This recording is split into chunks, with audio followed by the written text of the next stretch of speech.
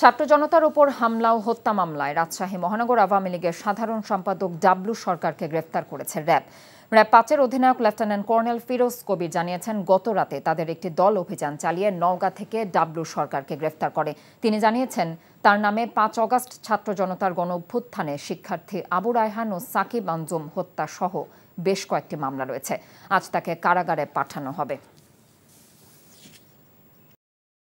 টাকা চুরির জন্য যদি আমার গলায় জুতার মালা পরাইতে হয়, তাহলে আমার শালীর সাথে প্রতারণা করার জন্য তোর ফাঁসি হবে। দুলা ভাই, আপনার তো ঘর জামাই বইলা একটা পরিচয় আছে, আমার তো তাও নাই।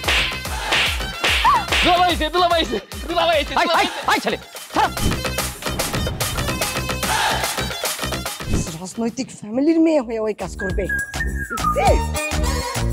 যারে পাবো হারে পিটাবো, রক্তের নেশায় ধরতে, রক্তের নেশায়, কাঁচা রক্তের নেশায় ধরতে।